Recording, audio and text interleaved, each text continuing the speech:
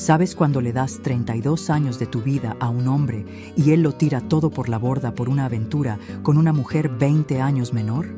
Piensas que el mundo se acabó, pero hoy quiero contarte cómo ese final fue, en realidad, mi verdadero comienzo. Hola mis queridos, soy Celia, tengo 78 años y hoy voy a compartir con ustedes una historia que guardé por mucho tiempo. Antes de empezar, si estás viendo este video, por favor, deja tu like, suscríbete al canal Diario de la Abuela y cuéntame en los comentarios desde dónde estás viendo. Me encanta saber que mi historia está llegando a tantos lugares diferentes. Yo nací en 1946, en una época muy diferente a la de ustedes. Crecí en Ciudad de México, en una casa sencilla, con mis padres y 3 hermanos. Mi madre me enseñó a coser cuando apenas tenía 9 años. Celia, me decía, una mujer necesita tener un oficio. Y así, entre un juego y otro, aprendí a transformar retazos en pequeñas obras de arte.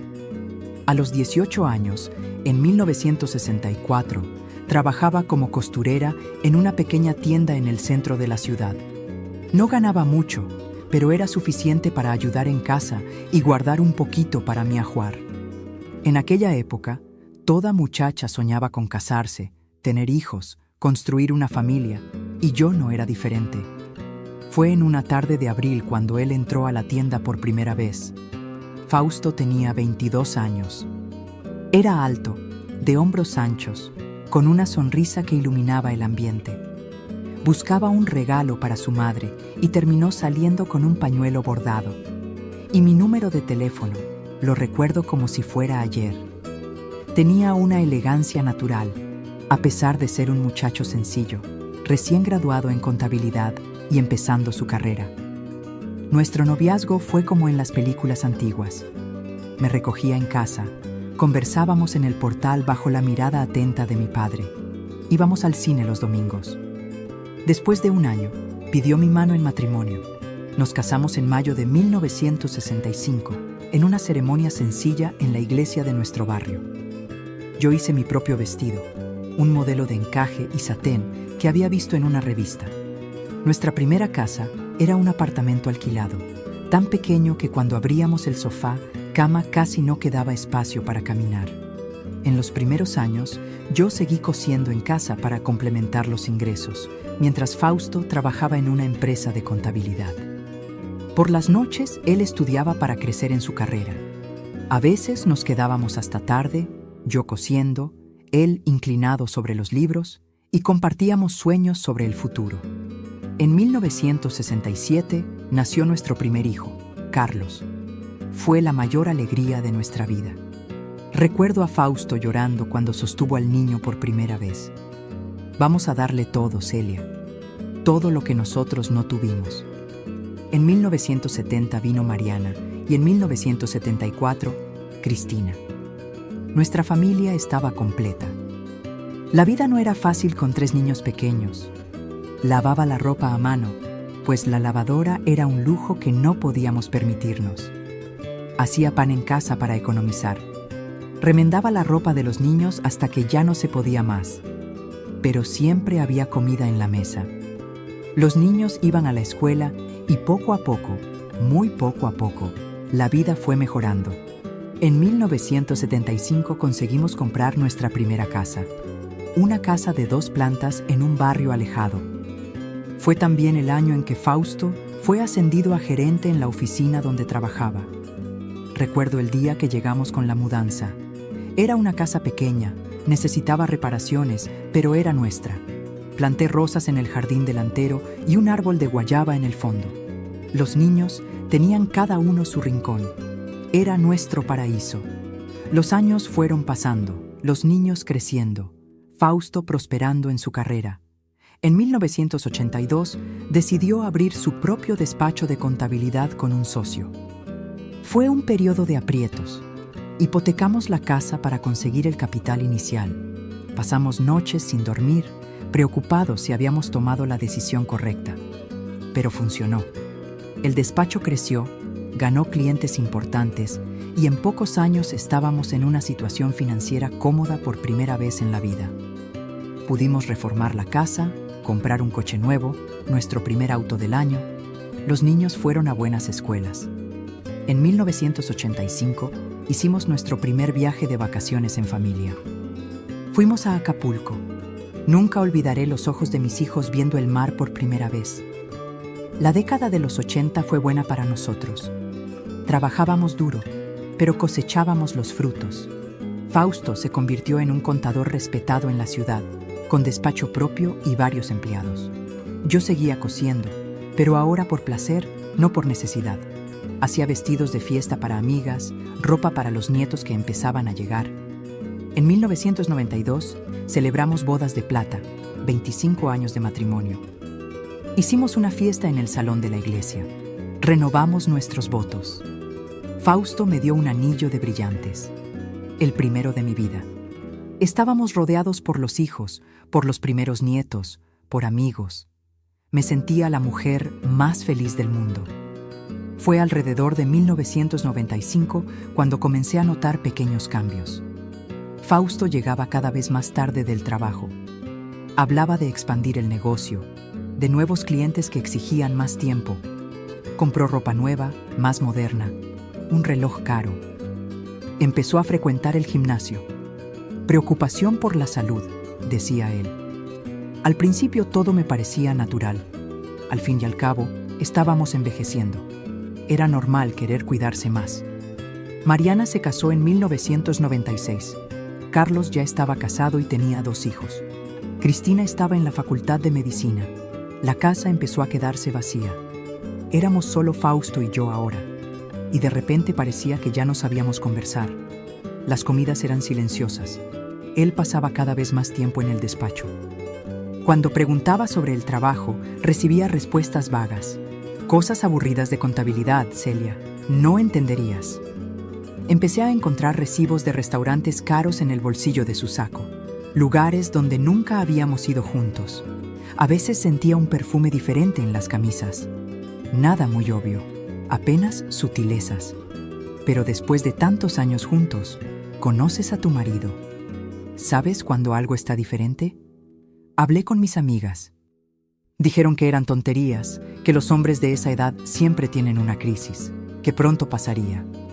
Compra lencería nueva, sugirieron. Prepara una cena especial. Y lo intenté. ¿Cómo lo intenté? Comencé a maquillarme más, a cuidarme mejor. Hice cenas a la luz de las velas. Intenté iniciar conversaciones sobre el futuro, sobre viajes que podríamos hacer ahora que los hijos estaban criados. Pero Fausto parecía cada vez más distante. Cuando estaba en casa, pasaba horas viendo la televisión. Casi no me tocaba más. Decía que estaba cansado, estresado con el trabajo. Y yo, tonta que era, le creía. O tal vez simplemente elegía creer, porque la verdad sería demasiado dolorosa. En mayo de 1997, cumplimos 32 años de matrimonio. Esperaba que él lo recordara, que planeara algo especial. Pero la fecha pasó en blanco. Salió temprano para el trabajo, como siempre, y dijo que tendría una reunión importante por la noche. Volvería tarde, no lo esperara para cenar. Fue entonces cuando tuve la idea de darle una sorpresa. Preparé una canasta con el vino que habíamos tomado el día de nuestra boda. Guardábamos una botella para ocasiones especiales. Hice el pastel de chocolate que tanto le gustaba. Me puse mi mejor vestido. Me rocié con un perfume especial. Tomé un taxi hasta su despacho, imaginando su sorpresa, su sonrisa al verme. Eran casi las 9 de la noche cuando llegué. El edificio estaba prácticamente vacío, solo algunos guardias en el vestíbulo de entrada. Subí hasta el piso de su despacho. La mayoría de las salas estaban a oscuras, pero la luz de la sala de Fausto estaba encendida. Mi corazón latió más fuerte. Estaba ansiosa, como una niña en la primera cita. Abrí la puerta sin llamar, queriendo sorprenderlo. Y fui yo quien recibió la sorpresa. Allí, inclinados sobre su escritorio, estaban Fausto y una mujer joven, tan joven que podría ser nuestra hija. Ellos estaban... bueno, pueden imaginarse. El ruido de la puerta los hizo separarse, asustados. El pastel se deslizó de mis manos y cayó al suelo. Fue como si el tiempo se hubiera detenido. Me quedé paralizada en la puerta, las piernas temblando tanto que pensé que me desplomaría allí mismo. 32 años de matrimonio, 3 hijos criados, y allí estaba mi marido, el hombre que elegí para toda la vida, en brazos de otra mujer. Ella se recompuso rápidamente. Era bonita, muy bonita. Cabello largo, cuerpo joven, el tipo de belleza que hace que los hombres giren la cabeza en la calle. Tomó su bolso y salió, pasando por mi lado sin decir una palabra. Solo me miró con una mezcla de sorpresa. ¿Y lástima? Sí, creo que era lástima. Fausto se quedó allí de pie detrás del escritorio, arreglándose la corbata, el rostro una máscara de vergüenza e irritación. No de arrepentimiento, noten bien, de irritación por haber sido descubierto. ¿Qué estás haciendo aquí, Celia?, preguntó, como si yo fuera la intrusa, como si yo hubiera hecho algo mal. No pude responder. Simplemente di media vuelta y salí. Bajé las escaleras, ni recuerdo cómo. Caminé por la ciudad sin rumbo durante horas. La noche estaba fría, pero ni lo sentía. Dentro de mí, algo se había roto, algo que nunca más sería reparado. No volví a casa aquella noche. Me quedé sentada en un banco de plaza hasta el amanecer, mirando a la nada, tratando de entender cómo mi vida había llegado a ese punto. Cuando finalmente regresé, Fausto ya estaba allí sentado en la cocina, como si me esperara. Ni siquiera había llamado para saber dónde estaba. Me senté a la mesa, aún con la ropa de la noche anterior, los ojos hinchados de tanto llorar. Nos quedamos en silencio por un largo tiempo. Yo quería que él hablara primero, que explicara, que pidiera perdón. Finalmente, suspiró y dijo: «Su nombre es Amanda. Trabaja en el despacho hace 2 años. Es mi asistente administrativa. Eso es todo». Como si me estuviera presentando a alguien en una fiesta. No había remordimiento en su voz, solo cansancio, como si finalmente pudiera quitarse un peso de los hombros. «¿Cuánto tiempo?», pregunté. Mi voz casi un susurro. «¿1 año y medio?», respondió sin vacilar. «¿1 año y medio?». Mientras yo preparaba sus cenas favoritas, lavaba su ropa, me preocupaba por su salud, él estaba con ella. 1 año y medio de mentiras, de excusas, de traición. ¿Por qué? La pregunta que todas las mujeres traicionadas hacen, como si hubiera una respuesta que pudiera justificar, que pudiera aliviar el dolor. Fue entonces cuando me miró con frialdad y dijo: «¿Qué esperabas, Celia? Mírate a ti y mírala a ella. Pasaste la vida cuidando de otros y te olvidaste de ti misma. Amanda me hace sentir vivo de nuevo». Aquellas palabras fueron como cuchillos en mi corazón. Yo tenía 52 años en aquel momento. Ya no era la joven de 18 que él conoció, claro. Tenía las marcas del tiempo, el cuerpo transformado por 3 gestaciones, el cansancio de una vida de trabajo. Pero era la misma persona que había caminado a su lado por más de 3 décadas, que había sostenido su mano en los momentos difíciles, que había creído en él cuando nadie más creía. Algo dentro de mí se quebró en ese momento. Me levanté, tomé el portarretratos de nuestra boda que estaba sobre el refrigerador y lo lancé contra la pared. El cristal se hizo añicos, así como mi matrimonio, mi confianza, mi vida como la conocía. Grité, lloré, dije cosas que nunca pensé que diría. Fausto solo observaba, impasible, como si estuviera viendo una mala película. Cuando finalmente me calmé, exhausta, simplemente dijo que ya había consultado con un abogado, que quería el divorcio lo más rápido posible, que me daría una parte justa de los bienes, que no necesitábamos hacer esto más difícil de lo que ya era. ¿Difícil? Hablaba como si estuviéramos discutiendo la división de una sociedad comercial, no el fin de una vida construida juntos, como si yo fuera una empleada siendo despedida, no la mujer con quien había compartido una cama durante 32 años, con quien había criado 3 hijos. Los días que siguieron fueron los peores de mi vida. No podía comer, dormir, funcionar. Perdí 12 kilos en un mes. Pasaba noches en vela, revisando recuerdos, tratando de entender dónde me había equivocado, qué podría haber hecho diferente. Los hijos trataban de consolarme, divididos entre la lealtad al padre y la preocupación por mí.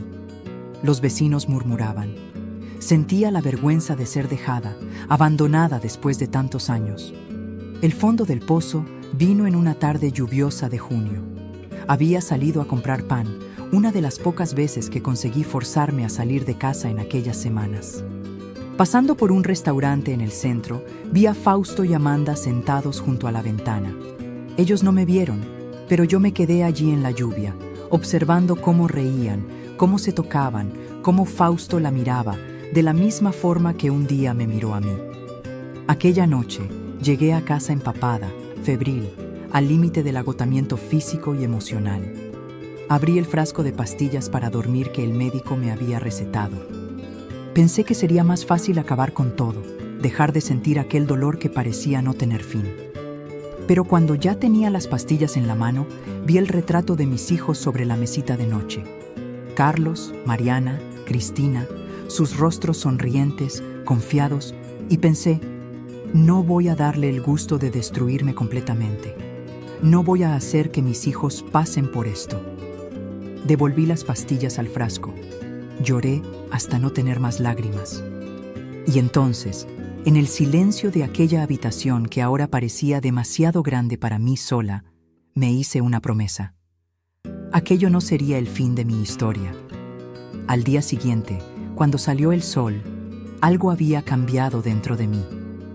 El dolor seguía allí, claro, y estaría por mucho tiempo, pero junto con él había nacido una determinación feroz, una voluntad de mostrarle a él, a mí misma, al mundo, que Celia no era solo la esposa de Fausto, que yo era mucho más que el papel que había representado durante tantos años. Yo no sabía aún cómo sería este recomienzo, qué forma tomaría esta nueva vida.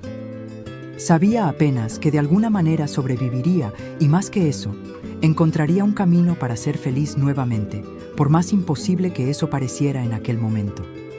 Los meses que siguieron al descubrimiento de la traición fueron los más sombríos de mi vida. Julio de 1997 llegó con un invierno particularmente riguroso en Ciudad de México, y el frío allá afuera parecía reflejar el hielo que se apoderaba de mi corazón.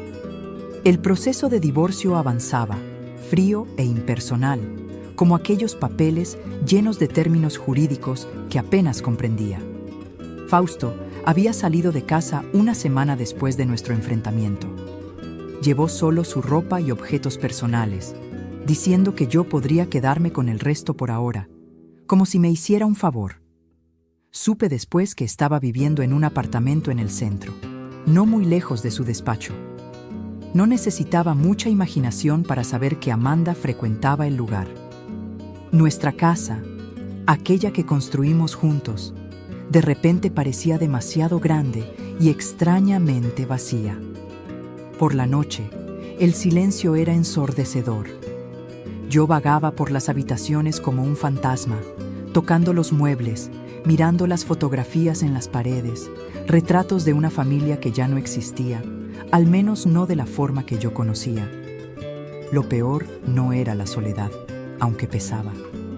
Lo peor eran los recuerdos. Cada rincón de aquella casa guardaba un pedazo de nuestra historia. La marca en la pared de la cocina, donde medíamos la altura de los niños. El desgaste en el brazo del sofá, donde Fausto siempre se sentaba a leer el periódico. El pequeño jardín que plantamos juntos en el fondo. No podía mirar nada sin que un recuerdo me golpeara, abriendo heridas que apenas habían comenzado a cicatrizar. Los hijos se turnaban para hacerme compañía. Carlos venía a almorzar conmigo en sus días libres. Mariana llamaba todos los días preocupada. Cristina, que estaba terminando la facultad en Monterrey, volvió a casa por algunas semanas, alegando que necesitaba investigar algo en la biblioteca de la universidad local. Yo sabía que era mentira, que había interrumpido sus estudios por mi causa, y eso solo aumentaba mi culpa. Porque me sentía culpable, ¿saben? Por más absurdo que parezca. Culpable por no haberme dado cuenta antes, por no haber sido suficiente, por estar causando preocupación a mis hijos y, principalmente culpable por no conseguir levantarme rápidamente. ¿Por qué era tan difícil? ¿Por qué no podía simplemente seguir adelante como todos me aconsejaban? En agosto, el abogado me llamó para decir que Fausto había hecho una propuesta. Yo vendería mi parte de la casa a él y con ese dinero compraría un lugar más pequeño para mí. El despacho de contabilidad quedaría enteramente con él, claro. Al fin y al cabo, fue él quien construyó el negocio. Yo recibiría una pensión mensual, generosa, según el abogado, pero que apenas cubriría mis gastos básicos. Cuando colgué el teléfono, tuve una crisis de llanto que duró horas. No era solo el aspecto financiero, aunque ese fuera aterrador. Yo no había trabajado formalmente en las últimas décadas, no tenía jubilación propia. Dependía completamente de Fausto. Era la injusticia de todo. Como si mis años de dedicación a aquella familia, de trabajo no remunerado dentro de casa, de apoyo constante para que él pudiera dedicarse a su carrera, no valieran nada. Fue Mariana quien me sacudió de aquel estado. Llegó sin avisar una tarde. Me encontró todavía en pijama a las 3 de la tarde. La casa hecha un desastre. Yo sin comer adecuadamente durante días. «Basta, mamá», dijo con una firmeza que me sorprendió.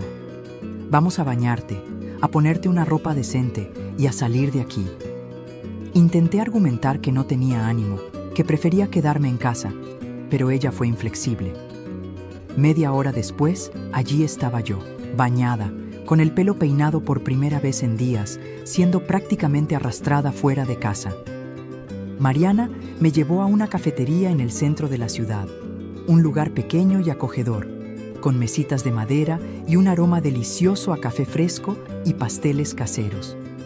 Mientras esperábamos nuestro pedido, tomó mi mano sobre la mesa.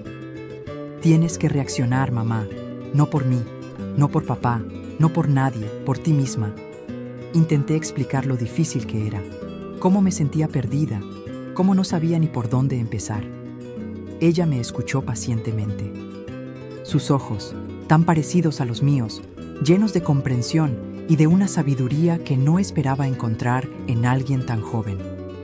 «¿Sabes qué aprendí cuando Pedro terminó conmigo el año pasado?», dijo, refiriéndose al novio que la había dejado después de 3 años juntos, «que nadie puede definir mi valor, ni un hombre, ni la sociedad, nadie. Solo yo puedo hacer eso». Sus palabras se quedaron conmigo. Aquella noche, acostada en la cama, mirando al techo, ellas resonaban en mi mente. ¿Quién era yo al fin y al cabo? Había sido hija, esposa, madre, siempre definida en relación a alguien. Pero, ¿quién era Celia? Solo Celia. Al día siguiente, desperté decidida a hacer al menos un cambio concreto. Llamé al abogado y le dije que no aceptaría la propuesta de Fausto. Quería la mitad de todo, de la casa, del despacho, de las inversiones.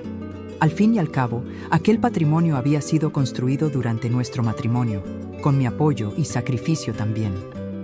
El abogado pareció sorprendido con mi determinación. Prometió hablar con la otra parte y llamarme de vuelta. Cuando colgué, sentí una mezcla de terror y euforia. Era la primera vez en semanas que tomaba una decisión por mí misma, que me imponía.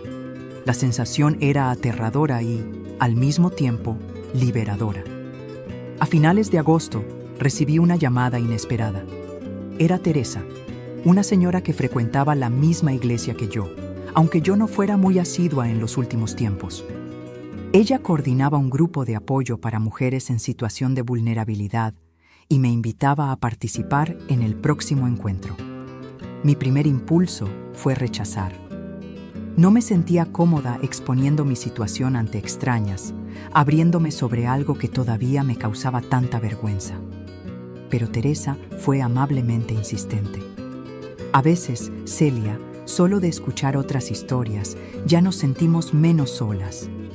No necesitas hablar si no quieres. Acabé aceptando, más para terminar la conversación que por verdadero interés. El jueves siguiente, allí estaba yo, sentada en un círculo con otras 8 mujeres en una pequeña sala anexa a la iglesia. Algunas eran de mi edad, otras más jóvenes, 1 o 2 más mayores. todas con historias de pérdidas, abandonos, violencias, algunas bastante peores que la mía. Me quedé en silencio la mayor parte del tiempo, apenas escuchando. Pero cuando Teresa me preguntó directamente si me gustaría compartir algo, me sorprendí a mí misma hablando. Las palabras salieron al principio entrecortadas, después como un torrente. Conté sobre los 32 años de matrimonio, sobre la traición, sobre el miedo al futuro. Cuando terminé, había lágrimas en los ojos de varias mujeres, y por primera vez no eran solo lágrimas de dolor en los míos, sino también de alivio por compartir aquel peso. Una de las señoras, doña Odette, esperó a que todas salieran para venir a hablar conmigo. Tenía casi 70 años y había sido abandonada por su marido 10 años antes, después de 4 décadas de matrimonio. Al principio, yo también pensé que mi vida se había acabado. Me dijo con una sonrisa serena que me intrigó. ¿Pero sabes una cosa? Fue solo entonces que realmente comenzó. Me contó cómo había reconstruido su vida, cómo había descubierto pasiones y talentos que ni sabía que tenía, cómo había hecho amistades verdaderas, viajado, redescubierto. La mejor venganza es vivir bien, Celia, dijo al despedirse. Vive tan bien que él se arrepienta todos los días de haberte dejado. Volví a casa aquella noche con esas palabras en la cabeza. Vivir bien era un concepto tan distante para mí en aquel momento que parecía casi una broma de mal gusto. ¿Cómo podría vivir bien, abandonada a los 52 años, con un futuro incierto por delante? Pero la semilla había sido plantada. En las semanas siguientes, continué frecuentando el grupo. Cada encuentro era como un pequeño paso fuera del abismo en que había caído. Comencé a abrirme más, a escuchar con atención las historias de las otras mujeres, a absorber sus consejos y experiencias. Una de ellas, Luisa, había transformado su pasatiempo de pintura en una pequeña fuente de ingresos después del divorcio. Otra daba clases particulares de inglés en casa. Doña Odette, la señora que había conversado conmigo el primer día, vendía dulces caseros para complementar su jubilación. «Tú cosías, ¿verdad?», preguntó Teresa en una de las reuniones. «¿Por qué no vuelves a hacer eso? Muchas mujeres aquí necesitan pequeños arreglos, dobladillos, ajustes». La idea pareció absurda al principio. Hacía años que no cosía profesionalmente, solo pequeñas reparaciones para la familia y amigos. Pero cuanto más pensaba en ello, más sentido tenía. Era algo que sabía hacer, que no exigía una gran inversión inicial, que podría comenzar poco a poco. En septiembre, cuando doña Odette enfermó con una fuerte gripe, me llamó pidiendo ayuda. Tenía un pedido de trufas de chocolate para entregar para una fiesta infantil el fin de semana y no estaba en condiciones de hacerlas. Acepté ayudar más por solidaridad que por cualquier otro motivo. Pasé toda la noche en la cocina haciendo los dulces conforme a la receta que ella me pasó por teléfono. Era una receta sencilla, trufas tradicionales, pero me acordé de una variación que mi madre hacía con un toque de canela y ralladura de naranja que daban un sabor especial. Decidí hacer la mitad del pedido de la forma tradicional y la mitad con esa variación, marcando los envases para diferenciar. Al día siguiente, doña Odette me llamó entusiasmada. La clienta había quedado encantada, especialmente con las trufas con el toque especial. Quería saber si podría encargar más para otra fiesta. Le expliqué que solo me estabas ayudando, explicó doña Odette. Pero insistió, dijo que pagaría bien. ¿Qué dices, Celia? Dudé. Hacer dulces nunca había sido mi fuerte. Sabía algunas recetas básicas, las que mi madre me había enseñado, pero nada extraordinario. Por otro lado, el dinero extra sería bienvenido, principalmente ahora que el proceso de divorcio se arrastraba y mi situación financiera era incierta. Lo pensaré, respondí sin mucho entusiasmo. En el encuentro del grupo aquella semana, conté sobre el episodio. Para mi sorpresa, varias mujeres se mostraron interesadas. Una de ellas tendría un baby shower el mes siguiente y necesitaba dulces. Otra quería algo para la fiesta de cumpleaños del nieto. «¿Ves?», dijo Teresa con una sonrisa alentadora. A veces las oportunidades surgen cuando menos lo esperamos. Basta con estar abiertas a ellas. Volví a casa aquella noche con 3 pedidos pequeños, 2 baby showers y un cumpleaños infantil. No era mucho, pero era un comienzo. Algo para ocupar mi mente, mis manos, y que podría traer algo de dinero extra. A la mañana siguiente, abrí el viejo cuaderno de recetas de mi madre. Hojeé las páginas amarillentas, mirando las anotaciones hechas a mano, las salpicaduras que manchaban algunas hojas, testigos silenciosos de tantas recetas probadas a lo largo de los años. En el fondo del cuaderno encontré una sección titulada Dulces para fiestas, recetas que mi madre hacía solo en ocasiones especiales, algunas que ni recordaba haber probado. Pasé el día probando algunas de ellas: trufas, bolitas de coco, bombones, los dulces tradicionales que no podían faltar en ninguna fiesta en mi juventud. Pero también experimenté variaciones: trufas con café, con canela, con ralladura de naranja, bolitas de coco con coco tostado, bombones con un toque de jengibre. La cocina, que se había convertido en un lugar casi hostil en los últimos meses, un espacio donde apenas entraba para hacer lo básico para mi supervivencia, volvió a llenarse de aromas, de movimientos, de vida. Me sorprendí cantando mientras mezclaba la leche condensada en la olla, un hábito antiguo que había olvidado. Cuando los dulces estuvieron listos, necesitaba a alguien para probar y dar una opinión sincera. Llamé a Mariana, que vino con su marido y su hija pequeña, mi nieta de 3 años. Verlos sentados a la mesa de la cocina, probando los dulces, elogiando, haciendo sugerencias, trajo una sensación que no sentía hace meses, la de ser útil, de crear algo que traía alegría. «Mamá, esto está delicioso», dijo Mariana, mordiendo una trufa de café. «¿Estás segura de que nunca hiciste esto profesionalmente antes?» La pregunta me hizo sonreír. No, nunca había hecho dulces para vender. Cocinaba para la familia, claro, pero mis talentos culinarios siempre estuvieron orientados al día a día, no a golosinas festivas. «Es un comienzo», respondí sin mucha convicción todavía. Pero era realmente un comienzo. Los primeros pedidos fueron entregados y generaron más pedidos. El dinero no era mucho, pero me daba una pequeña independencia, la sensación de que eventualmente podría mantenerme sin depender totalmente de la pensión de Fausto. Lo más importante, sin embargo, no era el aspecto financiero, era cómo me sentía al hacer aquellos dulces. Había algo profundamente satisfactorio en transformar ingredientes simples en pequeñas obras de arte azucaradas, en ver la sonrisa en el rostro de quien probaba, en recibir los elogios, los pedidos de más. Era como si, a través de aquel trabajo manual, estuviera reconstruyendo no solo una fuente de ingresos, sino a mí misma. En octubre, el proceso de divorcio finalmente avanzó. Después de mucha negociación, llegamos a un acuerdo. Venderíamos la casa y dividiríamos el valor. Fausto se quedaría con el despacho, pero me pagaría una cantidad justa por mi parte. No era todo lo que yo quería, pero era mejor que la propuesta inicial. Y estaba cansada de pelear. Con el dinero de la venta de la casa, compré un pequeño apartamento en un barrio tranquilo, no muy lejos de donde Mariana vivía. Era un lugar modesto, 2 habitaciones, sala, cocina, pero era mío. Por primera vez en la vida, mi nombre era el único que constaba en la escritura de un inmueble.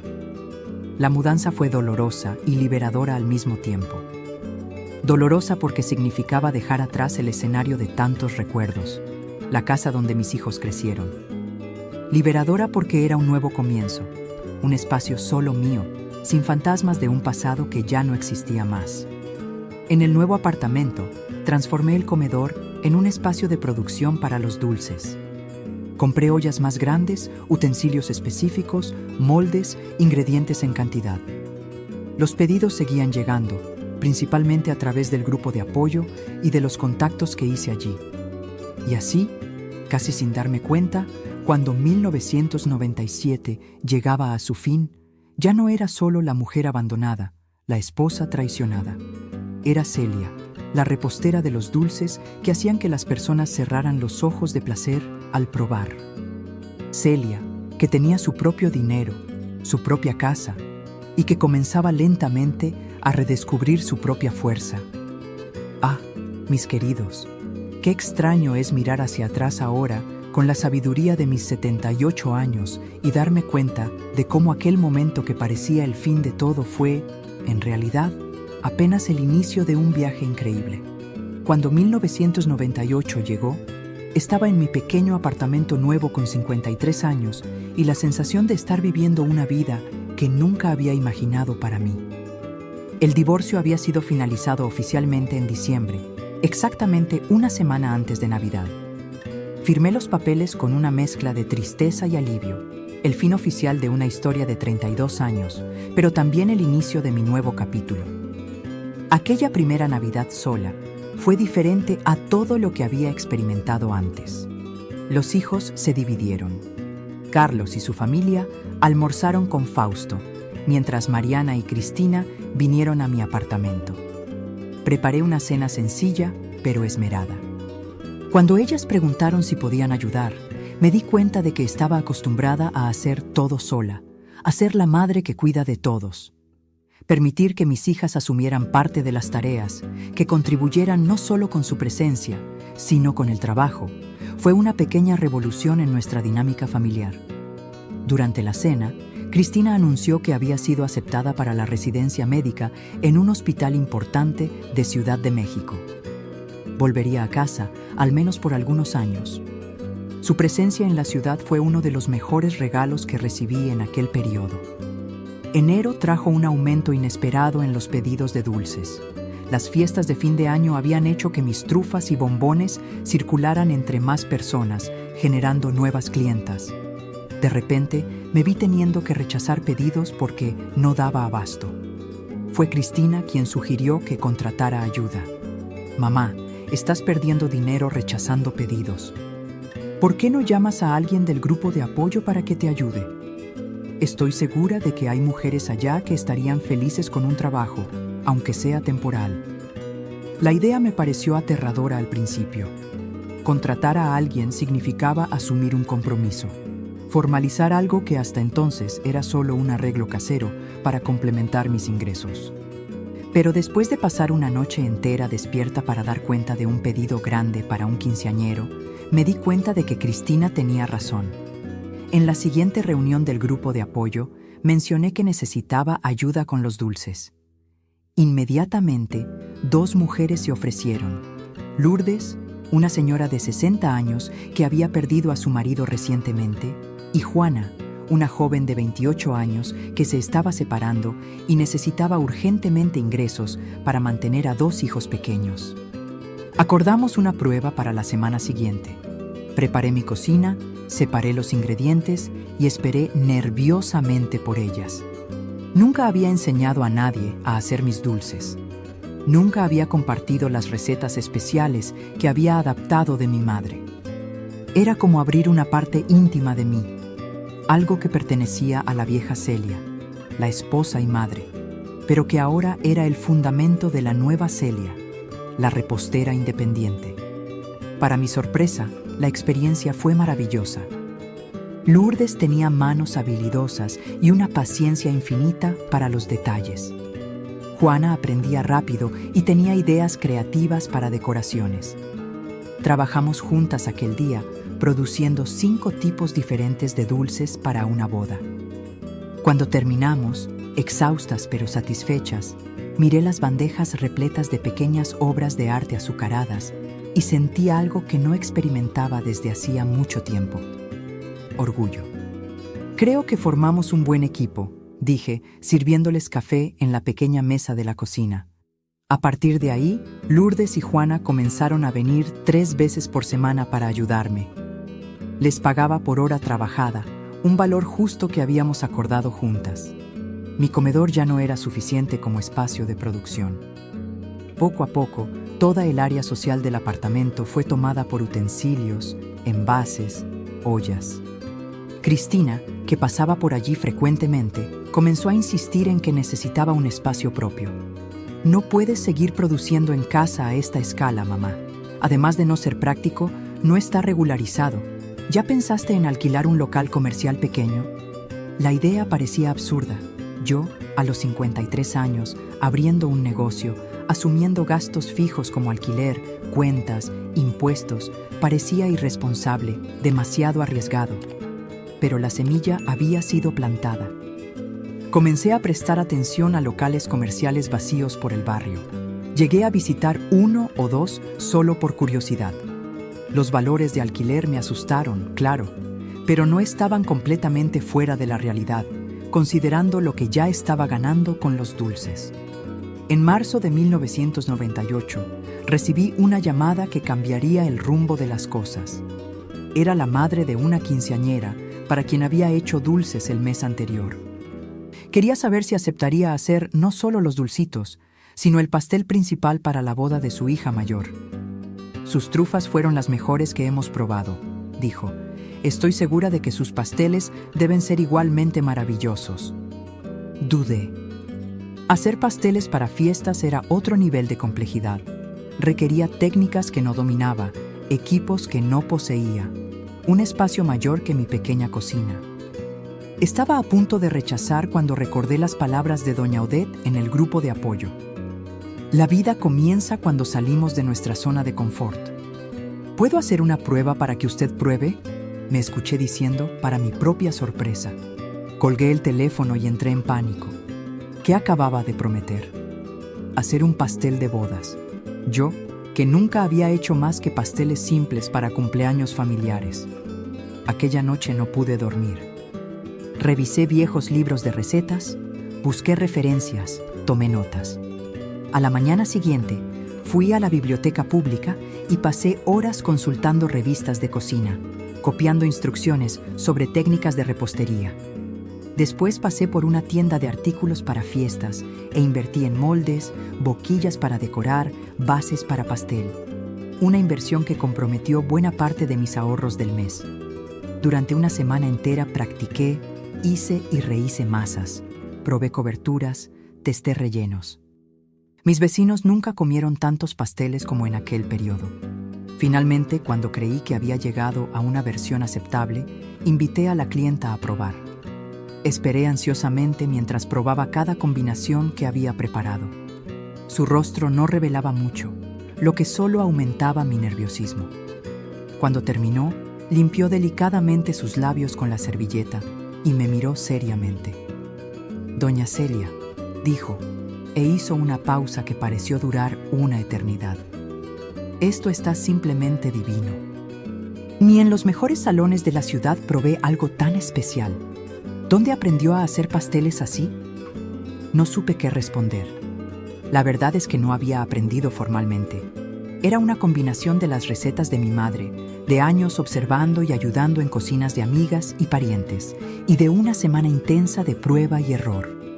«Es una receta de familia», respondí finalmente. No era exactamente una mentira. Salí de aquel encuentro con un contrato para hacer el pastel de bodas, 3 pisos para 200 personas, y la absoluta certeza de que no podría producirlo en la cocina de mi apartamento. Necesitaba un espacio profesional, y lo necesitaba pronto. Fue en ese momento que el azar, o tal vez el destino, intervino. En la siguiente reunión del grupo de apoyo, Teresa mencionó que su sobrina estaba cerrando una pequeña cafetería en la colonia Roma. El local era bueno, pero el negocio no había prosperado. «Está buscando a alguien que asuma el alquiler», comentó Teresa. «El local ya tiene una cocina equipada. Sería perfecto para un negocio de alimentación». 2 días después, fui a conocer el espacio. Era pequeño, pero acogedor. La cocina, aunque compacta, tenía equipos industriales básicos. Una estufa de 6 hornillas, un refrigerador grande, encimeras de acero inoxidable. El área del frente, que antes servía como salón para los clientes de la cafetería, podría transformarse en un espacio de atención y exposición de los productos. El alquiler no era barato, pero tampoco prohibitivo, especialmente considerando que no necesitaría invertir en equipos pesados. El contrato exigía un fiador o 3 meses de depósito adelantado. No tenía fiador. No quería pedírselo a mis hijos y ciertamente no se lo pediría a Fausto, pero tenía el dinero del depósito gracias a mi parte en la venta de la casa. Firmé el contrato el mismo día, en una mezcla de terror y emoción. Al salir del inmueble, miré la fachada simple y visualicé un nombre en letras elegantes: Dulces de Celia. De repente, ya no era solo un complemento de ingresos, un pasatiempo para ocupar mi mente y mis manos después del divorcio. Era un negocio real, mi negocio. Las semanas siguientes fueron un torbellino. Pinté el espacio yo misma, con la ayuda de Lourdes, Juana y algunas mujeres del grupo de apoyo. Elegí un tono suave de verde agua para las paredes, contrastando con detalles en blanco. Compré mesas y sillas usadas que restauré con cuidado. Mandé hacer un letrero simple pero elegante para la fachada. La inauguración oficial fue el 15 de abril de 1998. No fue nada grandioso, apenas un pequeño cóctel para amigos, familiares y algunas clientas que ya conocían mi trabajo. Cristina y Mariana prepararon un discurso emocionante, recordando cómo los dulces siempre fueron parte de nuestras celebraciones familiares. Carlos vino con su esposa e hijos trayendo flores. Incluso algunas mujeres del grupo de apoyo aparecieron, orgullosas por haber sido testigos del inicio de aquel viaje. Fue una noche especial, pero la verdadera prueba vendría en los días siguientes. ¿Tendría clientes suficientes para mantener un establecimiento comercial? ¿Las personas vendrían a la tienda o seguiría trabajando solo con pedidos? Para mi sorpresa, el movimiento comenzó desde el primer día. Personas que pasaban por la calle, atraídas por la fachada recién pintada y por el aroma que escapaba por la puerta, entraban para probar. Ofrecía degustación de pequeñas porciones de mis dulces tradicionales, trufas, bombones, pasteles y también algunas creaciones más elaboradas, como la trufa de café con cardamomo, que se había convertido en mi especialidad. En los primeros meses, trabajé más que nunca. Me despertaba a las 5 de la mañana para comenzar la producción, cerraba la tienda a las 7 de la tarde y muchas veces seguía trabajando hasta tarde, preparando pedidos especiales. Lourdes y Juana vinieron a trabajar conmigo a tiempo completo y pronto necesité contratar a una persona más. Elena, una joven de 19 años que acababa de mudarse del interior y buscaba su primer empleo. El pastel de bodas que había precipitado todo aquel cambio fue un éxito absoluto. La novia lloró al verlo y recibí tantos elogios durante la fiesta que salí de allí con 3 nuevos pedidos para otros eventos. Descubrí que tenía un talento natural para pasteles artísticos y pronto se convirtieron en una parte importante del negocio, junto con los dulces tradicionales. Cuando cumplimos 6 meses de funcionamiento, en octubre de 1998, ya teníamos una clientela fiel y una reputación creciente en la ciudad. Los fines de semana siempre estaban movidos, con personas viniendo a comprar dulces para reuniones familiares o fiestas pequeñas. Los pedidos para eventos más grandes, bodas, graduaciones, quinceañeros, debían hacerse con semanas de anticipación. Fue en ese periodo cuando recibí una llamada inesperada. Una voz que no escuchaba desde hacía meses, pero que reconocería en cualquier lugar. «Celia, soy Fausto», dijo, pareciendo incómodo. «Supe que abriste una repostería. Yo quería felicitarte». Me quedé en silencio, sin saber cómo responder.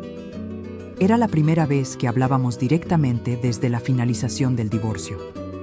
En las pocas ocasiones en que nos encontramos, en la graduación de Cristina, en el cumpleaños de un nieto, nos habíamos limitado a saludos distantes.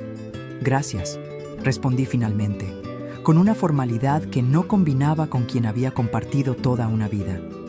«Estoy orgulloso de ti», continuó, su voz traicionando una emoción que me sorprendió. «Siempre supe que eras capaz de grandes cosas». Una parte de mí quería gritar, preguntar por qué nunca había dicho esto antes, por qué necesitó abandonarme para reconocer mis capacidades. Pero otra parte, la nueva Celia que estaba emergiendo, solo sonrió para sí misma. «La vida tiene esas sorpresas», respondí con una calma que no sabía que poseía. «A veces necesitamos perder algo para encontrar algo mejor». Hubo un silencio del otro lado de la línea. Cuando Fausto habló nuevamente, su voz parecía más frágil. ¿Eres feliz, Celia? La pregunta me tomó desprevenida. ¿Era yo feliz? Miré alrededor, a la pequeña repostería que había creado de la nada, a las fotos de mis hijos y nietos en la pared, a las manos callosas por el trabajo constante, pero que ahora me pertenecían, solo a mí. Estoy encontrando mi camino hacia la felicidad, respondí honestamente. ¿Y tú, Fausto? Otro silencio, más largo esta vez. Las cosas no están como esperaba, admitió finalmente. Amanda, bueno, no funcionó. Salió del despacho el mes pasado. Dijo que necesitaba nuevos desafíos. No sentí la satisfacción que tal vez esperaba sentir al escuchar aquello. Solo una vaga melancolía por la previsibilidad de todo. La joven asistente administrativa ya había conseguido lo que quería: estatus, regalos, la emoción de un caso prohibido, y estaba lista para seguir adelante. Fausto, a los 54 años, descubría lo que significaba ser el trampolín, no el destino. Lo siento, dije, y para mi sorpresa, era verdad. No sentía alegría por su sufrimiento, solo una especie de comprensión distante de que todos cosechamos lo que sembramos. Estaba pensando, continuó, la voz asumiendo un tono casi tímido. Tal vez podríamos tomar un café cualquier día de estos, para conversar como amigos.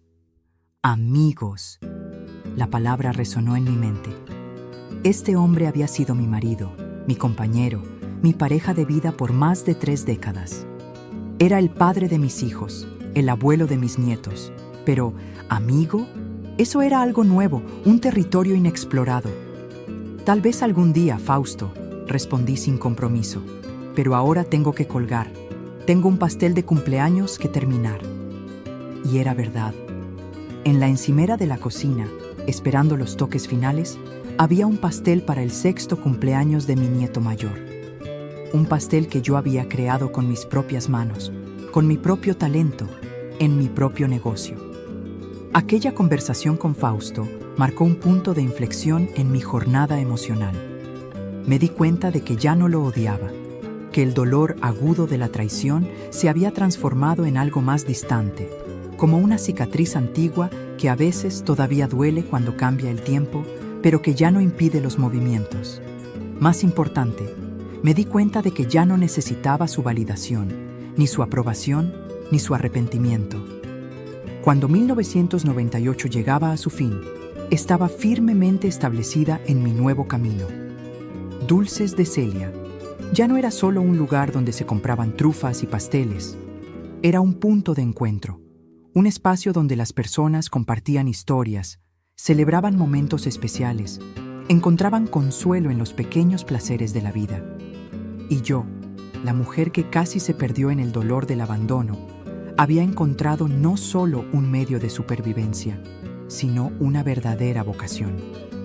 A los 53 años, descubrí que la vida puede realmente comenzar de nuevo, que es posible reinventarse, que nuestras historias no están definidas por los capítulos que otros escriben para nosotros, sino por los que escribimos para nosotros mismos. 1999 llegó con una energía diferente.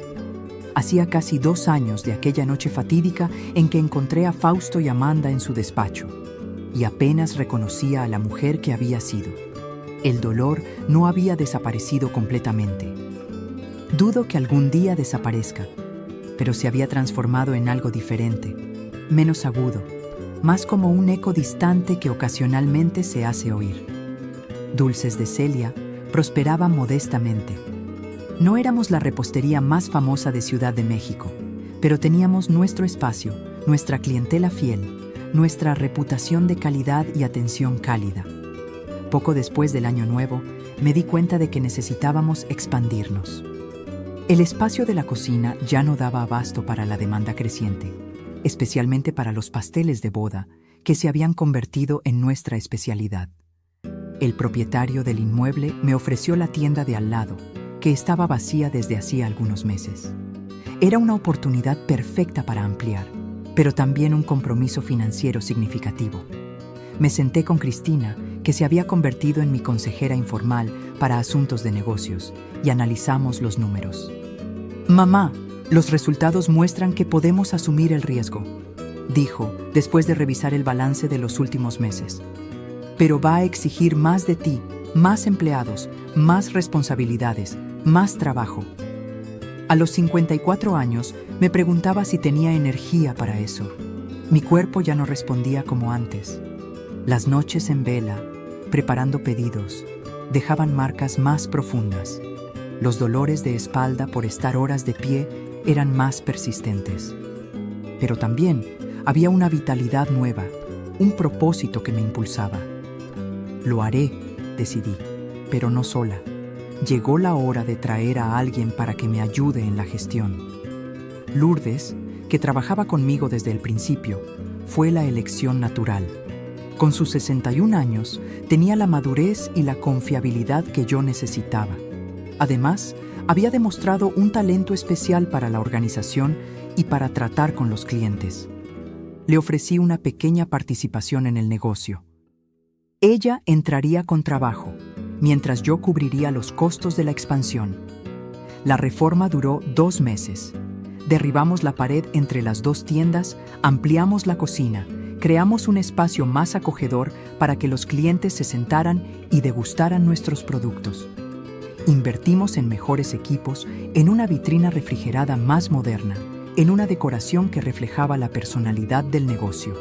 Elegante sin ser pretenciosa, acogedora sin ser demasiado informal. Cuando reabrimos en marzo de 1999, Dulces de Celia ya no era solo una repostería de barrio. Nos habíamos transformado en un espacio de referencia para eventos especiales. Las invitaciones para ferias gastronómicas comenzaron a llegar, así como pedidos de entrevistas para periódicos locales y revistas especializadas en gastronomía. Fue en una de esas ferias, en junio de 1999, que el destino me jugó una de sus piezas irónicas. Teníamos un stand en la Feria de Novias y Fiestas de Ciudad de México, un evento importante que reunía a los principales proveedores del sector. Nuestra mesa de degustación atraía una fila constante de personas interesadas en probar nuestras creaciones. Estaba explicando los detalles de un pastel de bodas a una clienta cuando sentí una mirada sobre mí. Levanté los ojos y allí estaba ella, Amanda, mayor que la última vez que la vi, claro, pero todavía bonita, todavía con aquella juventud que había atraído a Fausto. Nuestras miradas se cruzaron por un instante. Vi el reconocimiento en sus ojos, seguido por algo que parecía ser vergüenza. Hizo ademán de alejarse, pero entonces pareció cambiar de idea y caminó hacia mí. «Doña Celia», dijo, la voz vacilante. Respiré hondo, pidiendo a la clienta que me diera un minuto. Me volví hacia Amanda con una calma que me sorprendió a mí misma. «Sí, Amanda, ¿cómo estás?». Parecía incómoda, moviendo nerviosamente su bolso. «Bien, gracias. Yo vi su stand y reconocí su nombre. Sus dulces parecen maravillosos». Le ofrecí una trufa de la bandeja más cercana. La aceptó, mordiéndola tímidamente. «Está deliciosa», dijo, pareciendo genuinamente impresionada. Hubo un momento de silencio incómodo. «¿Qué se le dice a la mujer que una vez durmió con tu marido, que fue en parte responsable del fin de un matrimonio de 3 décadas? ¿Estás aquí por trabajo?», pregunté finalmente, optando por la neutralidad. Asintió. «Sí, trabajo en una empresa de decoración de eventos ahora. Soy la gerente de proyectos». Más silencio. Ella miró alrededor, al stand bien montado, al equipo trabajando coordinadamente, a las fotos de los elaborados pasteles que habíamos hecho. «Usted ha construido algo increíble aquí», comentó, y había algo en su voz que sonaba como admiración. Después de que salí del despacho de contabilidad, escuché que había abierto un negocio, pero no imaginaba que fuera algo así. Me di cuenta entonces de que ella no sabía mucho sobre mí. Para Amanda, yo era solo la esposa mayor, la mujer que se quedaba en casa, la figura desdibujada en las pocas veces que nos cruzamos en eventos sociales antes de la separación. Nunca imaginó que aquella mujer pudiera transformarse en la empresaria que estaba frente a ella. La vida nos lleva por caminos inesperados a veces, respondí sin entrar en detalles. Amanda dudó, como si quisiera decir algo más. Finalmente, reuniendo valor, preguntó: ¿Usted tiene noticias de él, de Fausto? La pregunta me tomó por sorpresa. No esperaba que le importara. Pensé en la llamada telefónica que había recibido de él algunos meses atrás, en su voz cuando dijo que las cosas no habían funcionado con Amanda. Hablamos ocasionalmente por los hijos y los nietos, respondí, manteniendo la neutralidad. Por lo que sé, está bien. Asintió, mordiéndose el labio. Qué bueno. Yo lo siento, ¿sabe? Por todo. ¿Era una disculpa sincera o solo una formalidad social? No importaba realmente. Lo que sucedió entre Fausto, Amanda y yo formaba parte de un pasado que ya no revisitaba con frecuencia.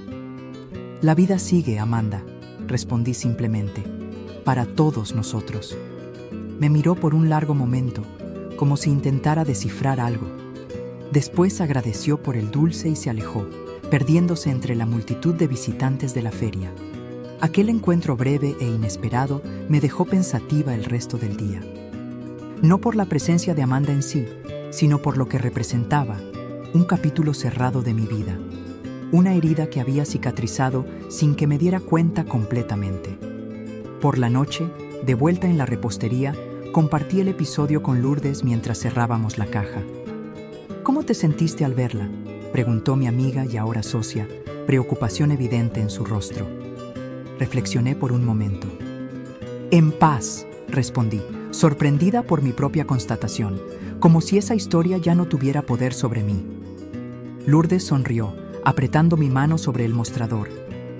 Esa es la verdadera victoria, Celia. No el éxito del negocio, sino esa liberación. Tenía razón, claro. La repostería, el reconocimiento profesional, la independencia financiera. Todo eso era valioso, pero la verdadera conquista era interna. Era la mujer en que me había convertido, la fuerza que había descubierto en mí misma. El resto de 1999 pasó rápidamente en un torbellino de trabajo y crecimiento.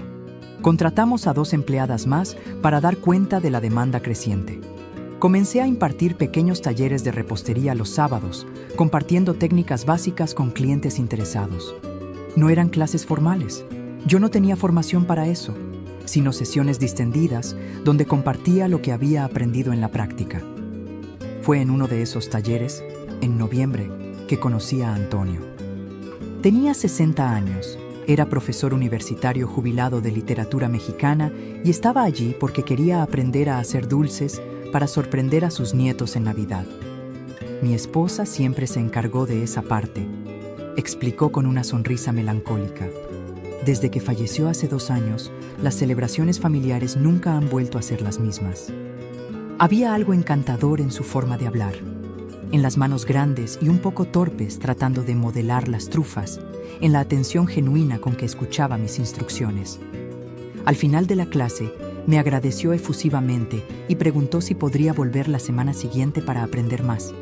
Claro, respondí, sintiendo un calor inesperado en las mejillas. Será un placer. Antonio se volvió una presencia constante en los talleres de los sábados. Después de algunas semanas, comenzó a quedarse tras las clases, ayudándome a organizar la cocina mientras conversábamos sobre libros, música, la ciudad, la vida. Era fácil hablar con él. No había expectativas, no había un pasado compartido, solo 2 personas maduras descubriendo afinidades. En diciembre, me invitó a un concierto en la universidad. Dudé. No salía con un hombre desde que conocí a Fausto, décadas atrás. La idea me ponía nerviosa y un poco asustada. No es una cita romántica si no quieres que lo sea, dijo, percibiendo mi vacilación. Solo 2 amigos disfrutando de buena música juntos. Acepté y fue una noche encantadora. Antonio era culto sin ser pretencioso, atento sin ser invasivo. Hablamos durante horas después del concierto, sentados en una cafetería tranquila cerca de la universidad. Cuando me dejó en casa, no intentó nada más allá de un beso respetuoso en la mejilla y un Gracias por la compañía. Nuestra amistad creció naturalmente en los meses siguientes. Él me presentó a poetas que nunca había leído, a músicas que nunca había escuchado. Yo le enseñé a hacer pan casero, a reconocer el punto exacto de la trufa, a apreciar los pequeños placeres de la vida cotidiana. En marzo del 2000, Antonio me invitó a conocer su casa, una amplia residencia cerca del campus universitario, con una biblioteca impresionante y un jardín bien cuidado. Mientras caminábamos entre los rosales que él mismo cultivaba, tomó mi mano suavemente. Celia, sé que ambos cargamos historias, pérdidas, cicatrices. No te estoy pidiendo que olvides tu pasado, ni yo olvidaré el mío. Pero me gustaría saber si podemos construir algo juntos en el tiempo que nos sea dado. No era una declaración apasionada de un joven impetuoso. Era la invitación serena de un hombre maduro que conocía el valor del compañerismo, de la afinidad, del cariño construido día a día. Necesito tiempo, Antonio, respondí honestamente. Pasé tanto tiempo siendo la esposa de alguien que todavía estoy aprendiendo a ser solo Celia. Él sonrió comprensivamente.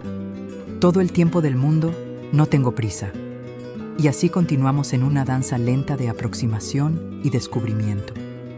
No era la pasión arrebatadora de la juventud, sino algo más profundo, más calmo, más sabio. A veces él venía a la repostería y se quedaba sentado leyendo mientras yo trabajaba.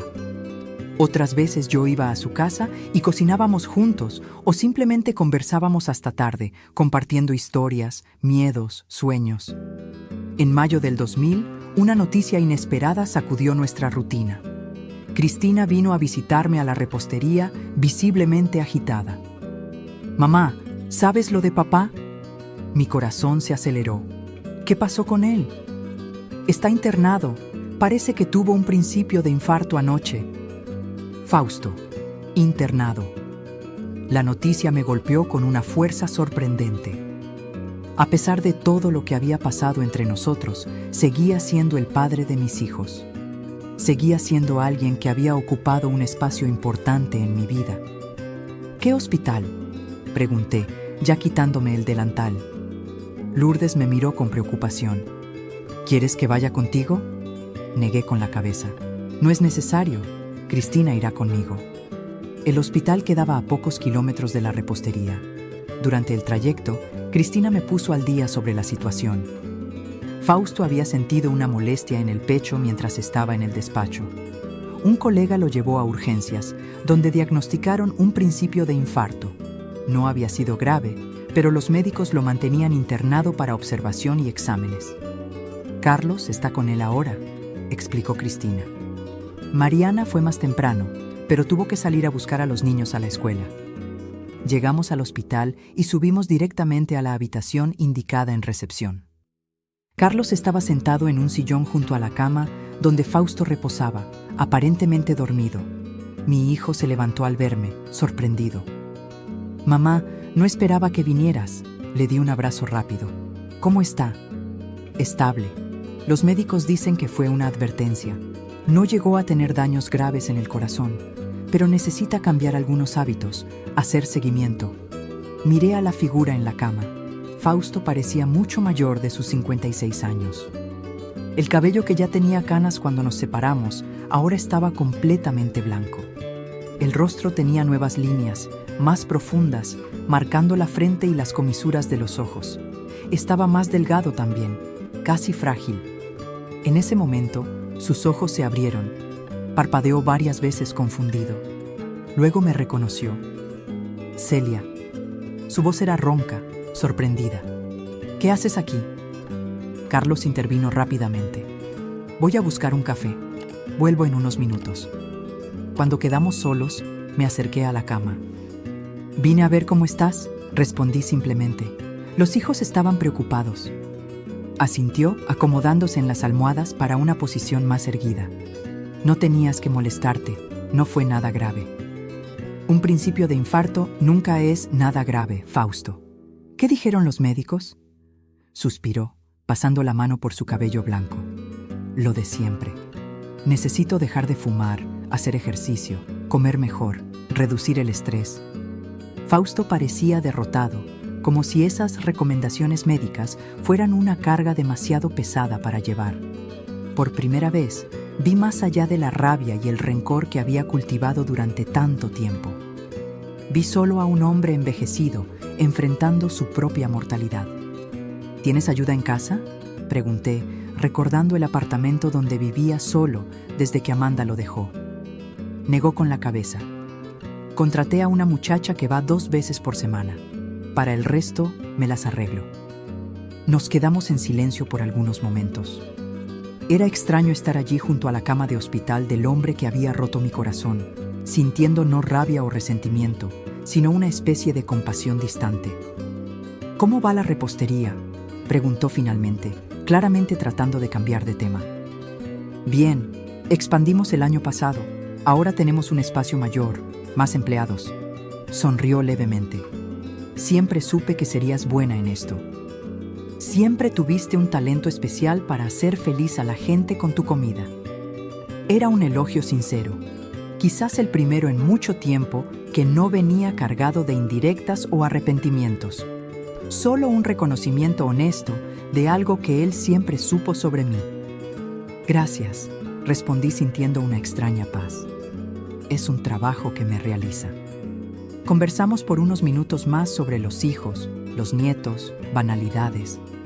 Cuando Carlos volvió con el café, me despedí, prometiendo volver otro día si fuera necesario. En el camino de regreso a la repostería, Cristina me miró con curiosidad.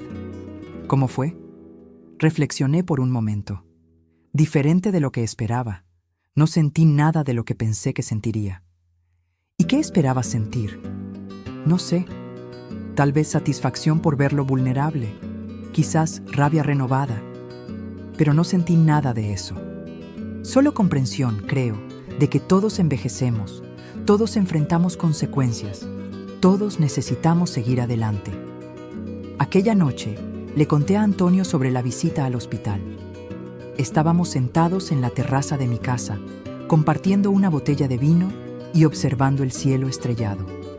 Fue como cerrar un círculo, concluí.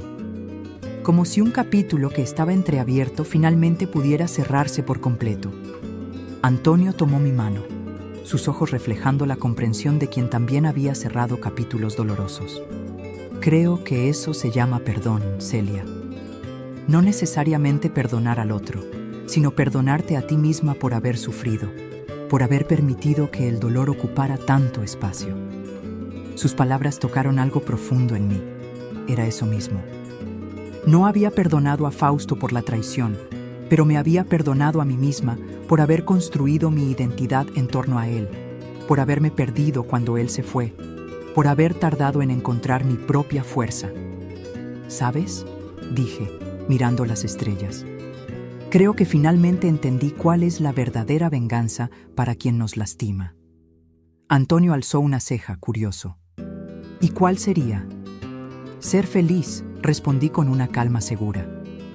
No la felicidad performativa, aquella que exhibimos para que el otro vea y se arrepienta, sino la felicidad real, profunda, que viene de estar en paz con quienes somos, con las elecciones que hicimos, con el camino que recorrimos. Él sonrió, apretando mi mano con cariño. ¿Y estás logrando esa venganza? Miré hacia él, hacia el cielo estrellado, hacia la casa pequeña pero acogedora que había creado para mí. Y pensé en la repostería, en los hijos, en los nietos, en las amistades verdaderas que había cultivado en los últimos años. Estoy en el camino, respondí con una sonrisa serena. Y es un viaje sorprendentemente dulce. Aquella noche, cuando Antonio se despidió con un beso suave en mis labios, nuestro primer beso real, no sentí culpa, ni miedo, ni la sensación de estar traicionando un pasado que ya no me pertenecía. Sentí apenas la promesa de un futuro que todavía estaba siendo escrito, un capítulo nuevo que esperaba ser vivido.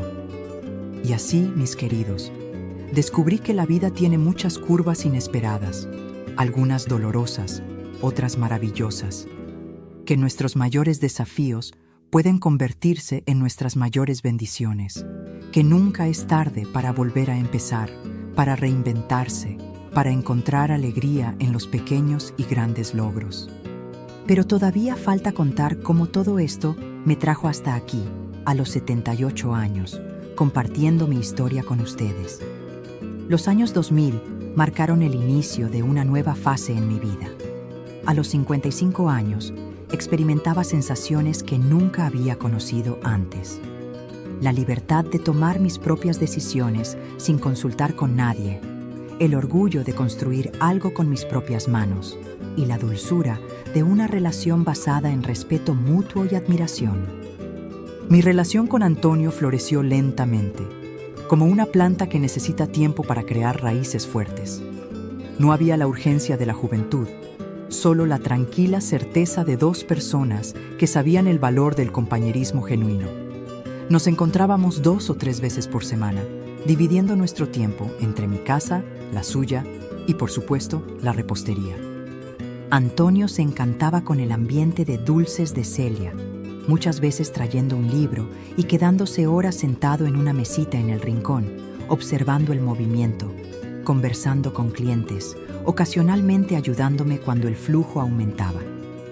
Sus manos grandes y un poco torpes nunca dominarían las técnicas refinadas de repostería, pero tenía un talento natural para hacer que los clientes se sintieran bienvenidos, para contar historias que encantaban a los niños mientras esperaban sus dulces. En 2001, cuando mi nieta mayor cumplió 15 años, preparé personalmente cada detalle de la fiesta. El pastel de 5 pisos fue mi obra maestra hasta entonces, cada capa representando una fase de su vida, desde la infancia hasta aquel momento de transición a la vida adulta.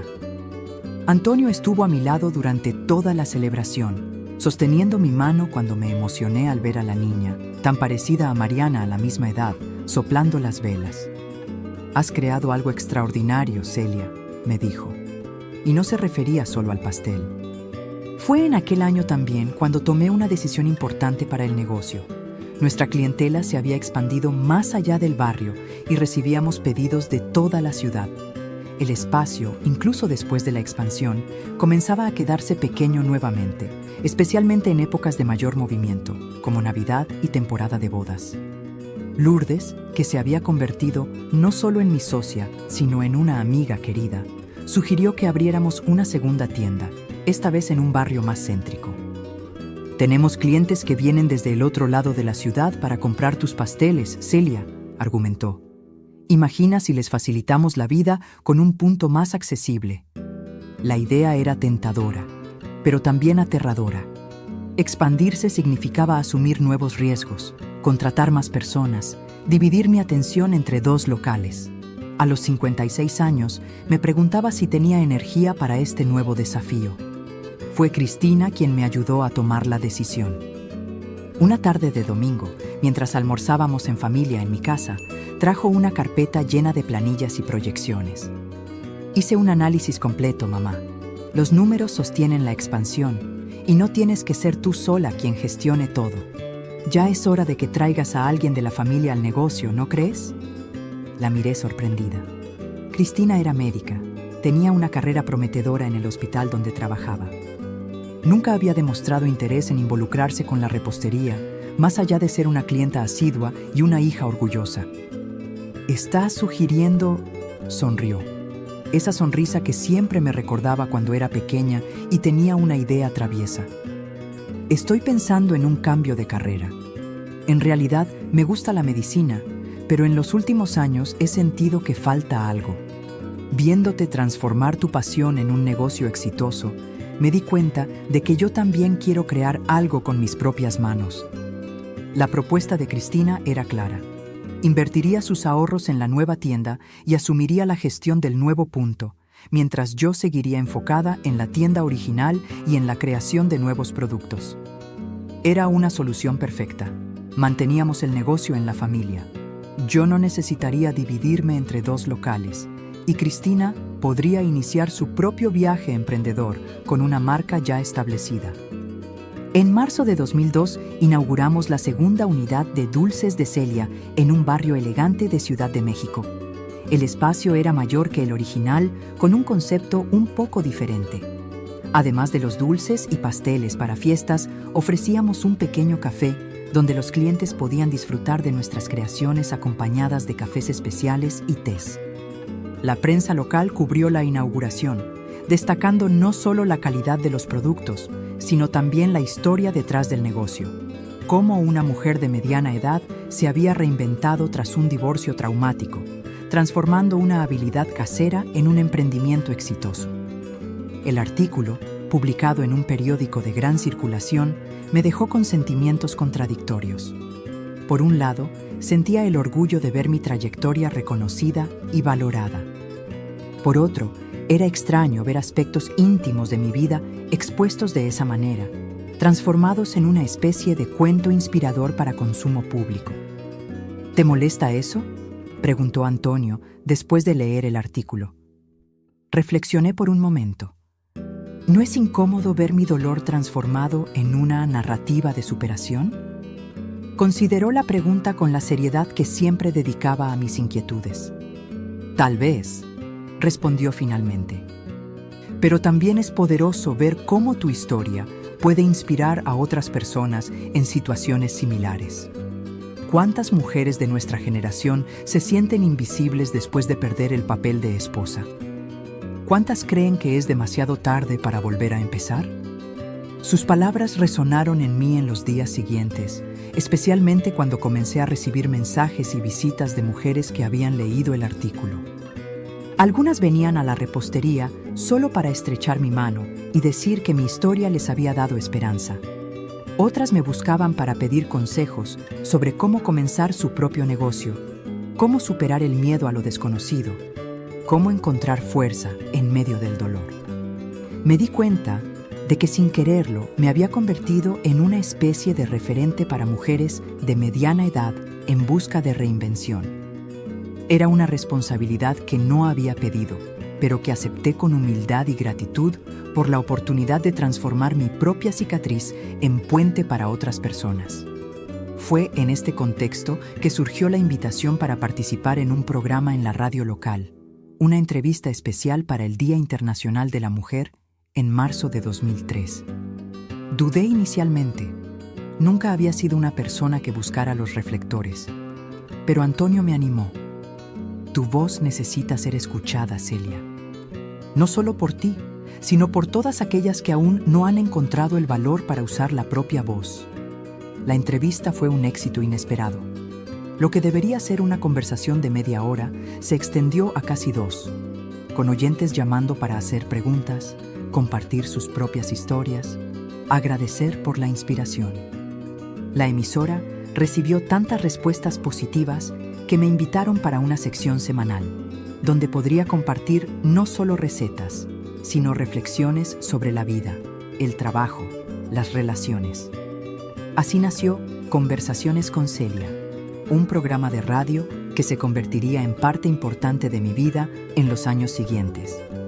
Todos los jueves, durante 1 hora, conversaba con los oyentes sobre los más variados temas, desde cómo hacer la trufa perfecta hasta cómo reconstruir la autoestima después de una separación.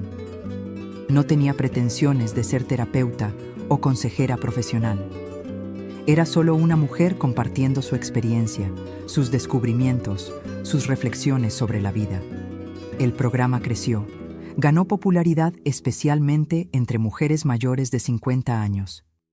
Recibía cartas, sí, cartas físicas, no solo correos electrónicos, de oyentes de varias ciudades, algunas contando cómo habían encontrado valor para cambiar sus vidas después de escuchar mi historia. En una de esas cartas, una señora de 62 años contó que había abierto una pequeña posada en la playa después de separarse del marido de 40 años. Pensé que mi vida había terminado, escribió, hasta que te escuché hablar sobre cómo el final de un capítulo puede ser el comienzo de una historia mucho más interesante. En el plano personal, mi relación con Antonio se profundizaba. En 2004, después de 4 años juntos, decidimos vivir en la misma casa, no por necesidad financiera o presión social, sino por el simple deseo de compartir nuestro día a día. Optamos por comprar un lugar nuevo que no cargara con los recuerdos de nuestras relaciones anteriores. Una casa amplia en un barrio tranquilo, con un jardín donde Antonio podía cultivar sus rosas y un estudio espacioso donde yo podía experimentar nuevas recetas. No nos casamos oficialmente. Ambos sentíamos que los papeles ya no importaban a esa altura de la vida.